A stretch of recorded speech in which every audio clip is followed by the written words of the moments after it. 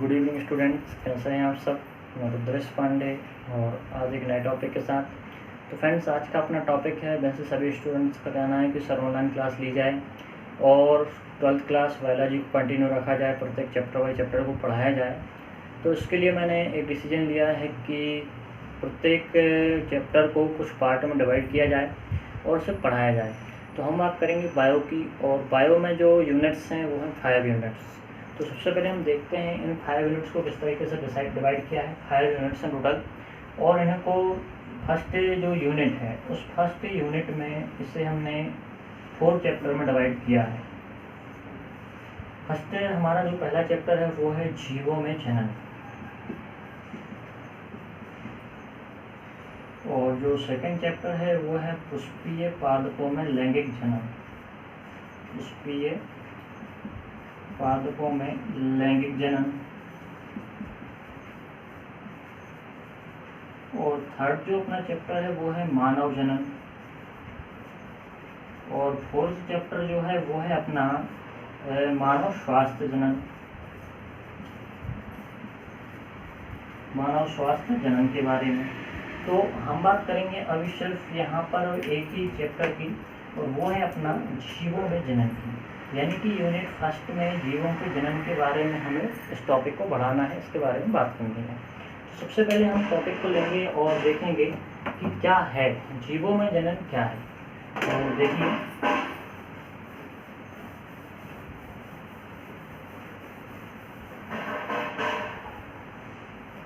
तो सबसे पहले हम बात कर रहे हैं कि जनन शब्द निकल के कहाँ से आया है।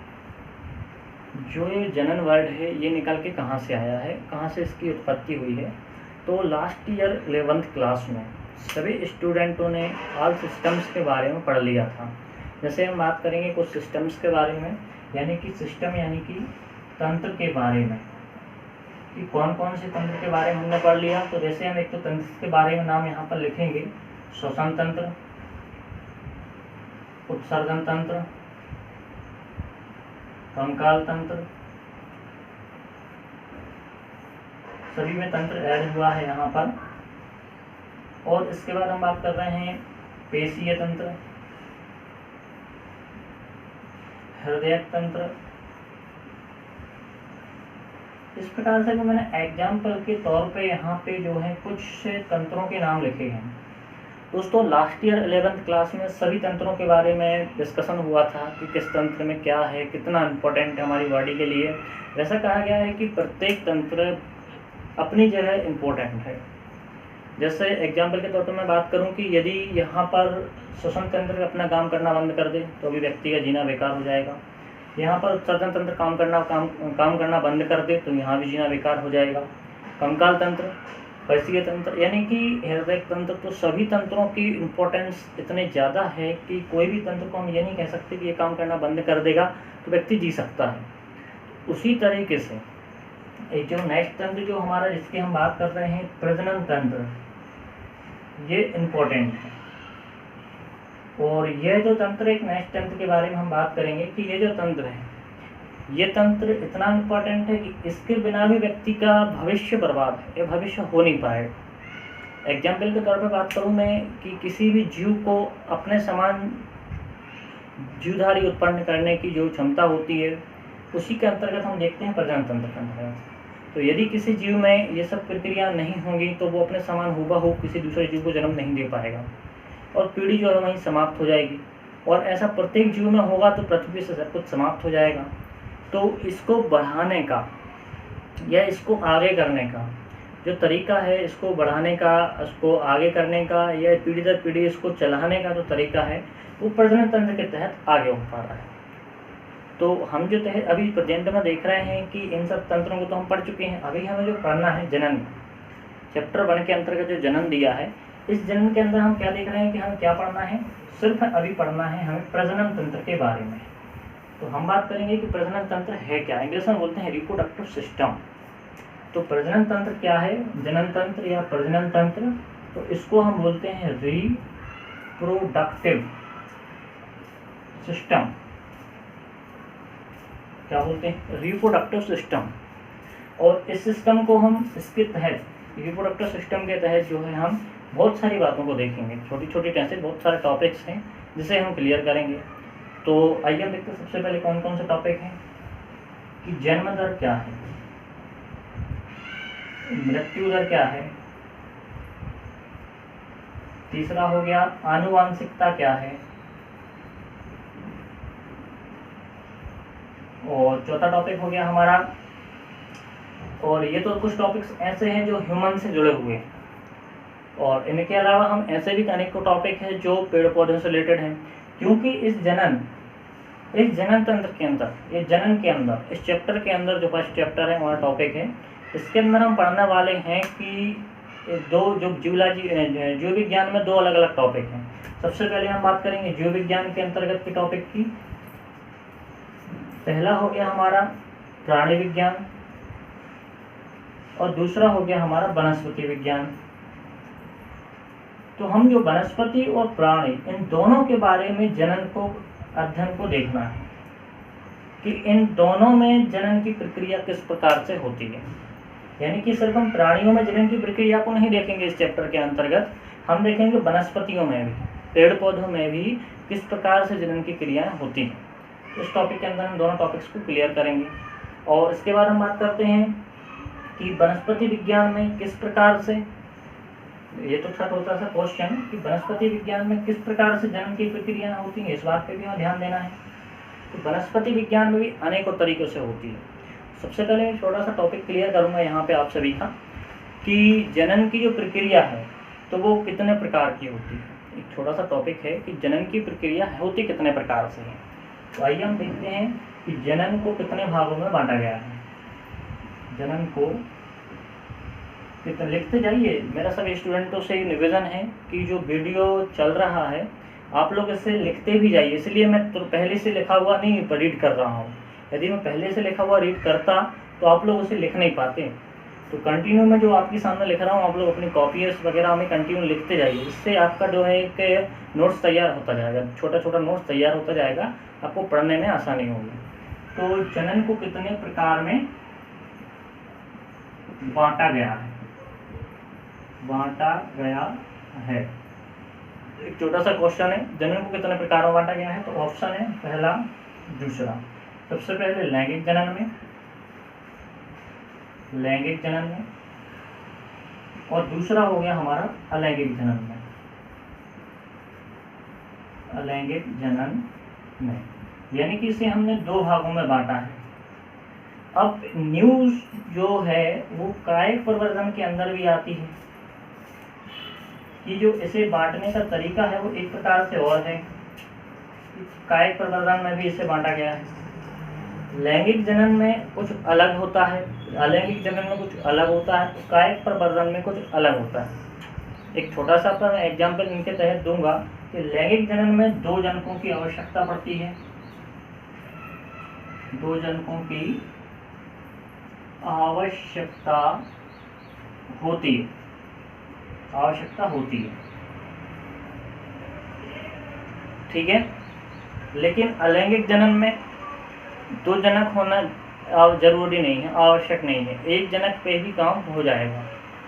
एक जनक की आवश्यकता होती है,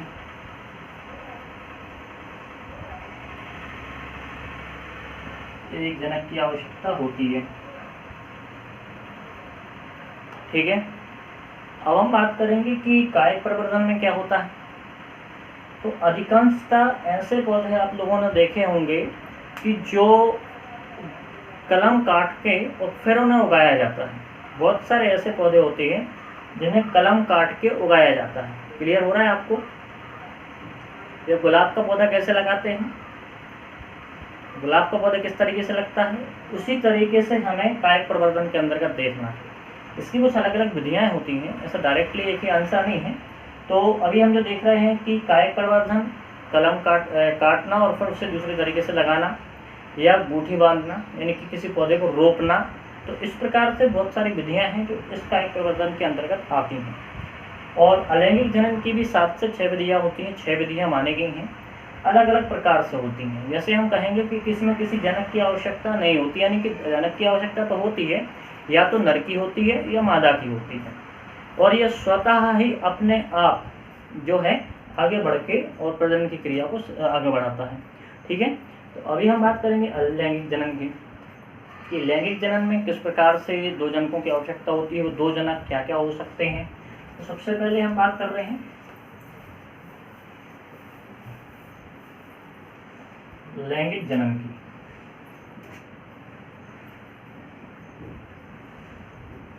लैंगिक जनन में हमने क्या बोला, इसमें हमें दो जनकों की आवश्यकता होती है। अब नर की भी यानी कि दो जनक कौन कौन से होते हैं,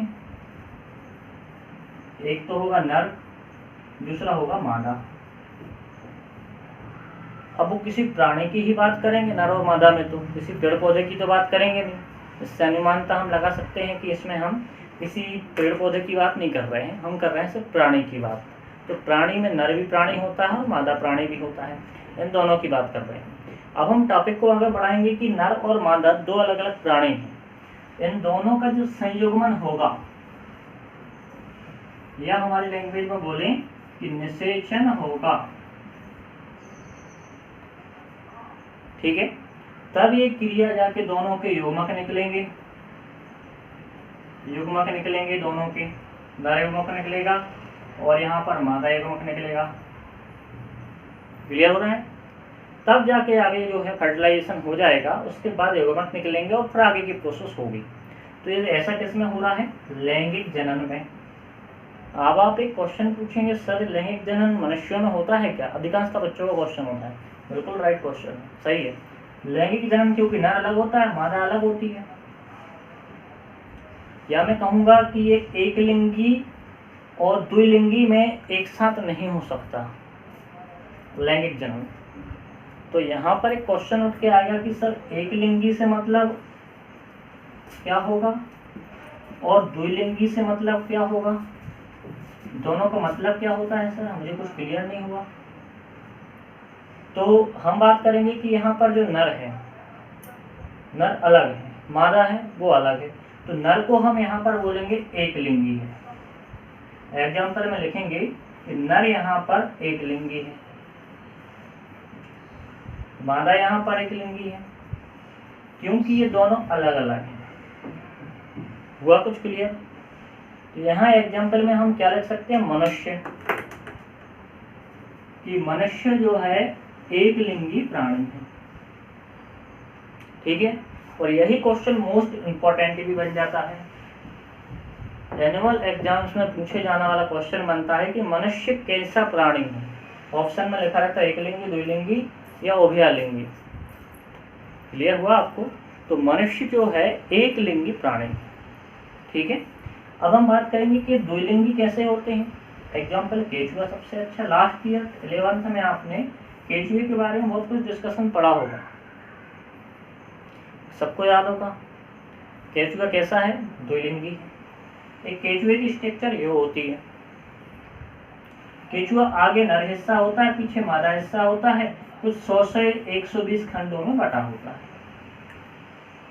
और इसी में से हिस्सा पलट के ऐसा पहुंच जाता है और जनन की क्रिया संपन्न कर लेता है। तो ऐसे प्राणियों को हम द्विलिंगी प्राणी बोलते हैं। इनमें भी जो है लैंगिक जनन की प्रक्रिया होती है। हुआ डाउट कुछ क्लियर? तो मैं आपको इससे डेफिनेशन क्लियर कराता हूँ कि लैंगिक जनन की डेफिनेशन क्या है। इस चीज़ को मैं क्लियर कराता हूँ कि लैंगिक जनन की डेफिनेशन तो क्या है। लैंगिक जनन की डेफिनेशन ऐसे जनक जो दो प्राणी प्रजनन में भाग लेते हैं, ऐसे जनक जो दो प्राणी प्रजनन में भाग लेते हों, युग्मक का निर्माण करते हों, ठीक है। यानी यहाँ लिखा हुआ है युग्मक का निर्माण हो रहा है, दो लोग भाग ले रहे हैं, नर और मादा अलग अलग तरीके से, और इसके बाद क्या है, युग्मक का संलयन हो रहा है, या संयुग्मन या संलयन एक ही चीज़ है, तो ये भी इसी के अंदर डिपेंड कर रहा है। तो ये सब छोटी छोटी डेफिनेशन है। युग्मक का निर्माण हो रहा हो, युग्मक में दो जनकों की आवश्यकता होती हो, संलयन हो रहा होता है, निर्माण हो रहा होता है, और इसके बाद अर्धसूत्री विभाजन होता है। सबसे इम्पोर्टेंट चीज़ होती है अर्धसूत्री विभाजन हो रहा होता है, ठीक है दोस्तों। क्या क्लियर हुआ अपन को कि यहाँ पर संयुग्मन, नरयुग्मक और दोनों जो हैं जनकों की आवश्यकता, ठीक है। अब हम बात करेंगे यहाँ पर कि अलैंगिक जनन क्या होता है। अलैंगिक जनन के बारे में बात करेंगे कि अलैंगिक जनन क्या है। इससे आपको समझ में आ रहा होगा कि शायद अलैंगिक जनन में एक ही जनक की आवश्यकता पड़ती है, तो ये बिल्कुल सही बात है कि अलैंगिक जनन में एक ही जनक की आवश्यकता पड़ती है, अलैंगिक जनन। ठीक है, तो अलैंगिक जनन में क्या होता है, एक प्राणी भाग लेता है। देखते जाइए दोस्तों आप, एक प्राणी भाग लेता है। ठीक है, यहाँ पर एक प्राणी भाग ले रहा है। दूसरा क्या है, जैसे प्रजनन में इकाई क्या होती है इसकी, प्रजनन की इकाई होती है दोस्तों इसकी कलिका के रूप में विभाजित हो सकता है, शरीर के रूप में विभाजित हो सकता है, या फिर ये खंड के रूप में विभाजित हो सकता है। 3 चीजों में विभाजित हो जाएगा। और क्या देख रहे हैं हम इसमें, संलयन का नहीं होता, संलयन नहीं होता इसमें, संलयन नहीं होता। और नेक्स्ट क्या देख रहे हैं अपन इसमें कि समसूत्री विभाजन होता है, समसूत्री विभाजन होता है। ये तो कुछ कॉमन टॉपिक थे जो हम इसमें देख रहे हैं कि इस टाइप से इसमें होता है। ठीक है, सबसे पहले एक प्राणी भाग लेता है किसमें, अलैंगिक जनन में। लैंगिक जनन में कितने प्राणी भाग ले रहे थे, 2 प्राणी। प्रजनन इकाई कलिका शरीर और में जो कलिका में, शरीर में और खंड में जो है डिवाइड होता है। संलयन नहीं होता, उसमें संलयन होता है। समसूत्री विभाजन होता है, उसमें अर्धसूत्री विभाजन होता है। तभी तो जाके नर और मादा के जो है गुणसूत्र अलग अलग प्रकार से आएंगे और जाके फिर समसूत्री विभाजन करेंगे, और यहाँ पर डायरेक्ट समसूत्री विभाजन होता है। अब हम देखते हैं कि अलैंगिक जनन की प्रकार क्या क्या हैं। कुछ टाइप्स देखते हैं, अलैंगिक जनन के टाइप कितने प्रकार के होते हैं। ठीक है, तो हम क्या देख रहे हैं, अलैंगिक जनन के प्रकार, अलैंगिक जनन के प्रकार। सबसे पहले हम क्या देख रहे हैं कि कितने प्रकार का होता है। सबसे पहले ऑप्शन है विखंडन। विखंडन प्रकार का होता है। विखंडन भी होता है 2 प्रकार का। कौन कौन सा, विखंडन भी हमारा कितने प्रकार का होता है, 2 प्रकार का होता है। एक होता है द्विविखंडन और दूसरा होता है बहुविखंडन। द्विविखंडन और बहुविखंडन 2 प्रकार का होता है। अब हम बात करेंगे, दूसरा होता है मुकुलन। एक हो गया मुकुलन प्रकार, दूसरा होगा विखंडन प्रकार। तीसरा प्रकार होता है अपना प्लाज्मोटोमी, प्लाज्मोटोमी प्रकार। चौथा प्रकार होता है हमारा गैम्यूल प्रकार। पांचवा प्रकार जो होता है हमारा वो होता है खंडी भवन। और जो छठवां प्रकार है वो होता है बीजाणु निर्माण द्वारा, बीजाणु निर्माण द्वारा। कंटिन्यू लिखते जाइए आप लोग। खंडी भवन के द्वारा एग्जाम्पल में क्या आता है, हाइड्रा। ठीक है, और बीजाणु निर्माण आता है पेनिसिलियम, पेनिसिलियम। ठीक है, और इसका गैम्यूल्स, गैम्यूल्स में आता है स्पॉन्जिला। स्पॉन्जिला भी इसका अच्छा एग्जाम्पल है। नीट वगैरह के क्वेश्चंस में आते हैं ये सभी क्वेश्चन जो मैं क्लियर करा रहा हूँ आपको अभी, जिसपे मैं रेड पेन से स्टार कर रहा हूँ। ये सब नीट्स के भी तैयारी होती जा रही है आपकी, और नीट में भी ये क्वेश्चन पूछा जाता है। गैम्यूल्स का एग्जाम्पल, बीजाणु निर्माण का एग्जाम्पल, है ना, प्लाज्मोटोमी, यानी कि ऐसे क्वेश्चंस जो थोड़े से कठिन हो, ज़्यादा कठिन भी नहीं बोल रहे हैं, थोड़े कठिन हो, ऐसे क्वेश्चंस करते हैं, नीट में पूछे जाते हैं। हो रहा है क्लियर। अब हम बात करेंगे सबसे पहले प्लाज्मोटोमी का एग्जाम्पल। तो प्लाज्मोटोमी में आता है ओपेलाइना, ओपेलाइना, ये इसका एग्जाम्पल हो गया। और इसके बाद हम बात करेंगे मुकुलन का, तो साइकॉन दिख रहा है, देखो यहाँ क्लियर नहीं हो पाएगा, इसका एग्जाम्पल मैं यहीं करता हूँ, साइकॉन। क्लियर हो रहा है। तो दोस्तों आज हमने बात करी लैंगिक जनन, लैंगिक जनन, इनके एग्जाम्पल्स, ये होते क्या हैं, और साथ ही साथ हमने ये देखा कि फर्स्ट चैप्टर में हमें बेसिक क्या है। ठीक है, फर्स्ट चैप्टर में हमें बेसिक क्या है, जनन शुरुआत कहाँ से हुई। तो एक तंत्र था और तंत्र है जनन तंत्र, प्रजनन तंत्र, इसके बारे में हमने जानकारी ली। ये हमारा पार्ट 1 था, बायोलॉजी पार्ट 1। और नेक्स्ट जो वीडियो रहेगी हमारी, वो वीडियो कल वापस आपको मिलेगी, पार्ट 2 आगे बढ़ के इसके आगे कंटिन्यू रहेगा। तो दोस्तों, यदि आपने अभी तक मेरे चैनल को सब्सक्राइब नहीं किया है तो प्लीज़ सब्सक्राइब करें, लाइक करें और बेल आइकन को दबा लें। एवं साथ ही साथ जिन स्टूडेंटों ने अभी तक रजिस्ट्रेशन नहीं कराया है वो लोग रजिस्ट्रेशन कराएं एवं मंथली फीस जमा करें, क्योंकि दोस्तों आप सबको पता है कि लॉकडाउन के ऐसे समय में आप सबकी मदद ही हम लोगों को आगे बढ़ाएगी, क्योंकि 5 महीने ऐसे बीत चुके हैं जिसमें ना स्कूल की तरफ से सपोर्ट मिला है, न किसी कोचिंग्स की तरफ से सपोर्ट हुआ है, न किसी स्टूडेंटों को हम लोगों ने इकट्ठा करके उन्हें पढ़ाया है। अब यही माध्यम है कि इस माध्यम से, क्योंकि आप लोग का एक मानना था कि स्कूल स्टार्ट होगा तब हम लोग पढ़ाई चालू करेंगे, हम ये नहीं कह सकते स्कूल स्टार्ट कब होगा।